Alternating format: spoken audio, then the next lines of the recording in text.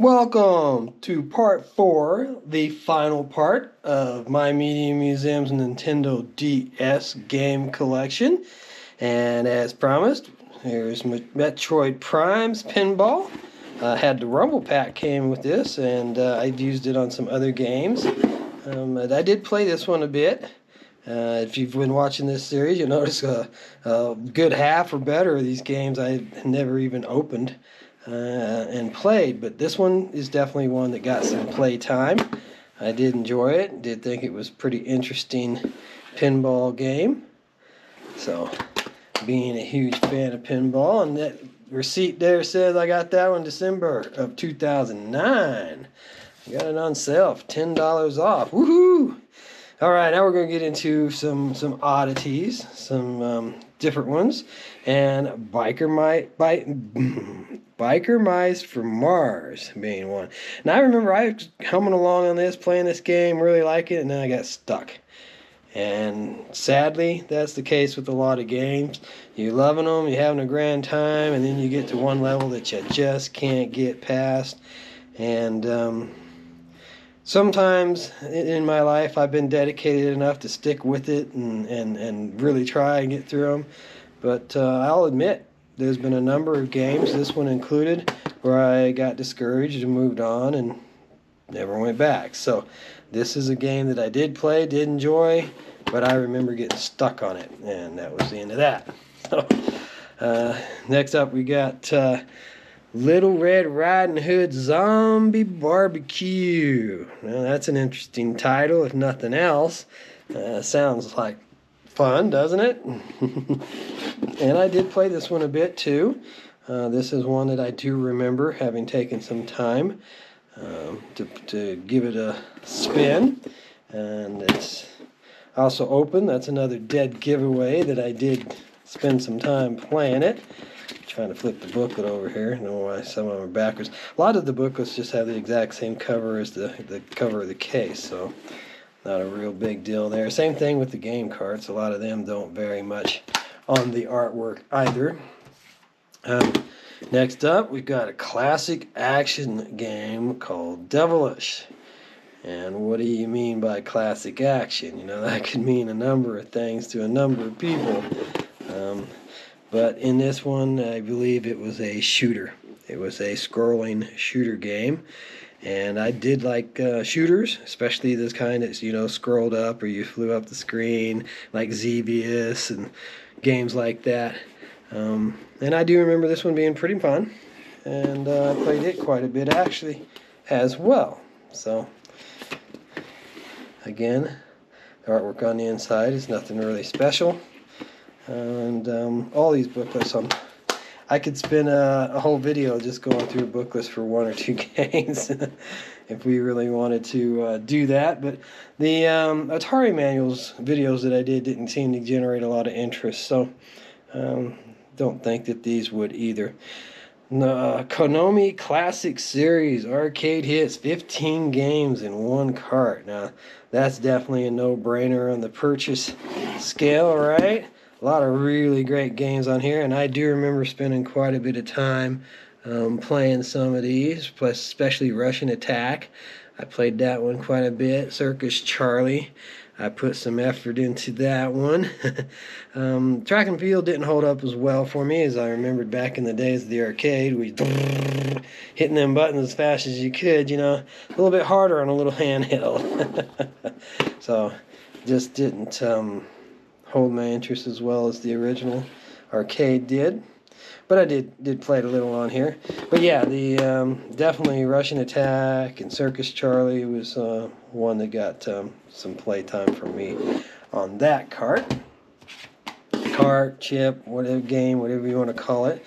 Now we got the retro Atari collection here, and if you're interested in Atari, I've filmed a lot of my Ataris.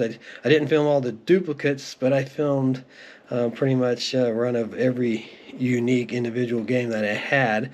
They're up on the channel if you'd like to see those. But these were pretty cool too because they had some updated graphics.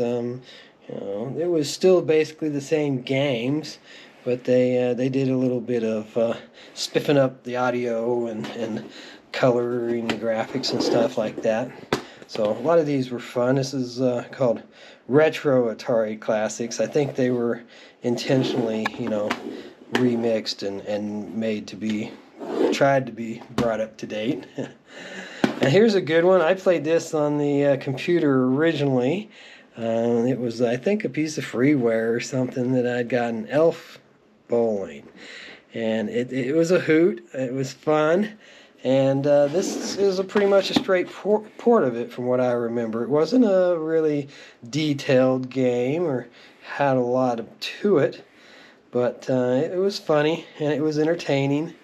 And this was a budget title, I do believe. I don't think I paid a whole lot for this one, but fun game. Definitely was a fun game, and I definitely did get some time in with it on the dual screen.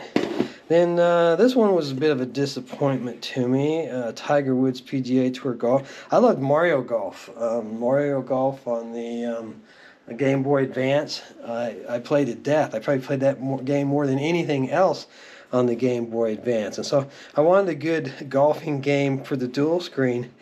And they never did put out a Mario one that I recall seeing. And so I got this one.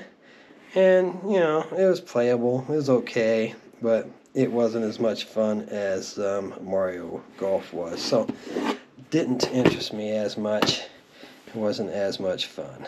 So, but it was golf, and I do love video golf, especially on the GameCube. That was what made me buy a GameCube, actually. Bought a GameCube for my niece for Christmas, and we sat there and played it with her all day. The next day, when stores opened up, I went and bought another one for myself, and I got back into gaming. I had kind of gotten out of gaming for a while there. But the GameCube brought me back. So Nintendo 64 was the system that kind of got skipped over in my history of gaming. Are You Smarter Than a Fifth Grader? Jeff Foxworthy there is the host. Has a good show. It's an interesting show. The wife and I both like game shows. Match games probably our all-time favorite, but Wheel of Fortune is definitely ranking up there. And unfortunately, old Pat Sajak just retired, so not so sure how much we're going to enjoy the show without Pat, but we're going to give it a chance, that's for sure, because we do like our game shows, and she loves the Wheel of Fortune. So, Deal or No Deal, this is another one that we did watch for a little while. Howie is not one of my favorite individuals, but this show was entertaining enough for a while. And the game, you always go for broke. Oh, why not? It's just a game. It's not real. If you were doing it in real life, you'd be taking the money and run a lot of the times. But on here, oh no, you always go for the gold, because it doesn't matter if you lose. It's just a game. But if I was actually up there on the stage and real dollars involved, I can guarantee you there was more times than not that I'd take the money and run. All right, now we've got I Spy Funhouse and the Hunt and Seek games. We really enjoy those on the PC, and that's what I was kind of shooting for here. And I don't think this was so much of just the Hunt and Seek. It had a whole bunch of little mini puzzles, kind of like some of the WarioWare on the Advance. But anyways, I don't remember playing this much.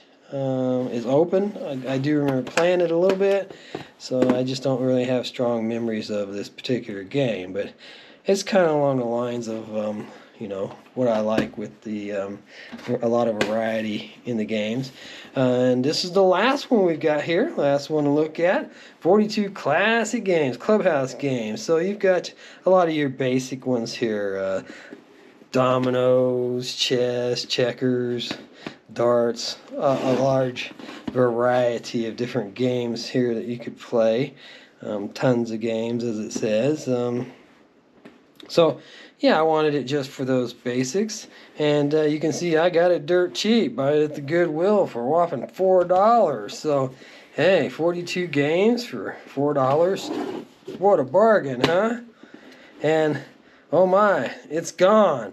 I do believe that this is actually in the unit downstairs, so I'm pretty sure it's not missing. I think this is the one that I have in the game that I took up to the cabin with us last time and was playing.